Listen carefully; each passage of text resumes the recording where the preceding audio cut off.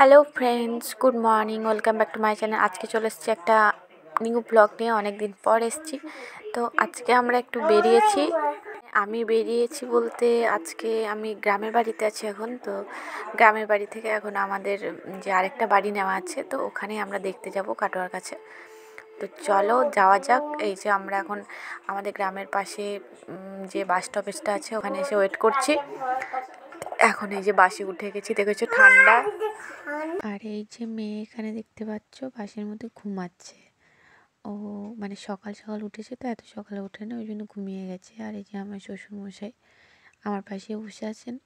তো তারপর আমরা চলে এলাম এই যে কাটোয়া স্টেশনে বাস থেকে নেমে। তো স্টেশনে কিছুক্ষণ অপেক্ষা করার পরে আমরা গেছি, ট্রেনে উঠেছিলাম, কারণ ট্রেন মোটামুটি 40-45 মিনিট পর ছাড়তো। তো একটু ওই চাটা খাওয়া হলো। তো দেখতে থাকো, ভালো লাগবে।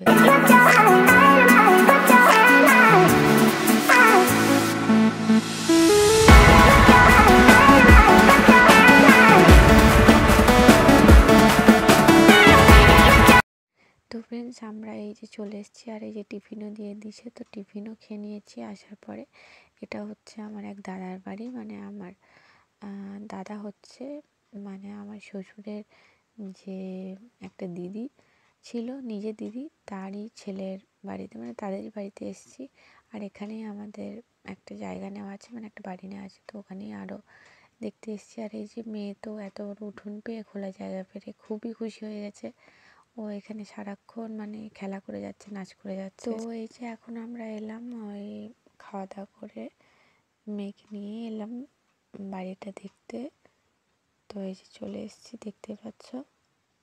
এখন জাস্ট যাবো বাড়িতে, কাজ টাজ হয়েছে, কারণ বাড়িটা একদম ভেঙে চুরে পড়েছিল। কেনা থেকে এখানে বসবাস ছিল না। দেখো সামনেটা কি সুন্দর বাগান। আর এই যে ওটা ভাঙাচোরা ছিল, এটাকে আবার ফার্নিশিং করা হয়েছে, কারণ এখানে তো এখন আর কেউ থাকছে না। তো জাস্ট ভাড়া দেওয়ার জন্য মানে ঠিকঠাক করে সব কিছু নতুন করে করে আবার জাস্ট ভাড়া দেওয়া হবে। তো নিজেদের বাড়ি, ওই জন্য একবার দেখতে এলাম। তো চলো তোমাদেরকে পুরোটা ঘুরে দেখাচ্ছি, দেখো ভালো লাগবে।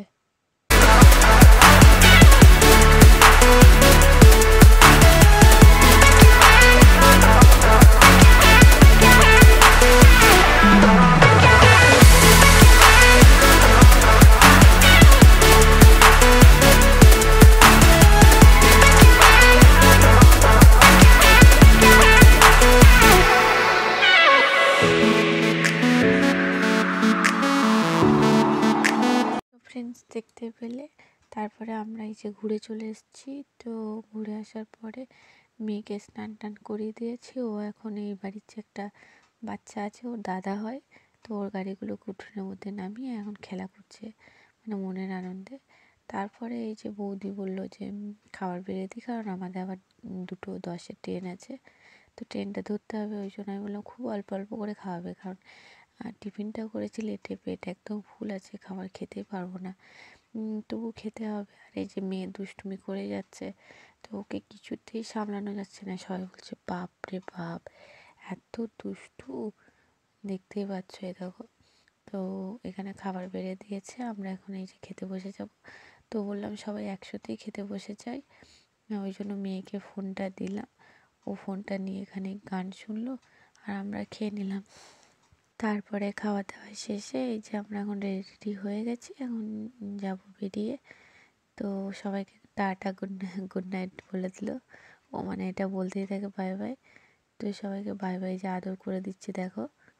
ওই যে তোকে গাড়ি দিয়েছে নে, চ এটা নিয়ে নাও খাইবে রোজি হবে, রোজি হয়। চলো চলো রে, ওই যে টাটা করে দে দাদুটাকে, টাটা টাটা।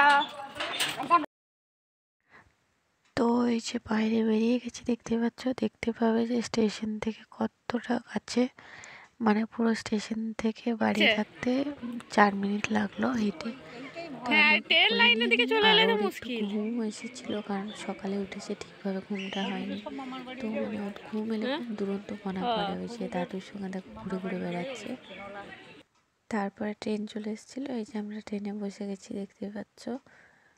রোদটা ছিল, ওই জন্য একটু গরম গরমও করছিল।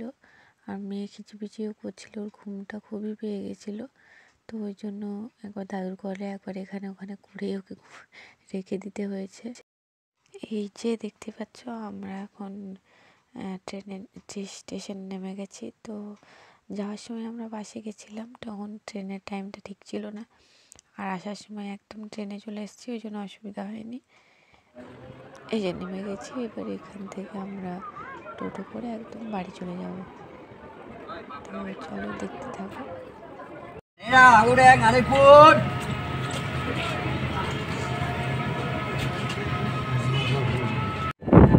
ধান ক্ষেত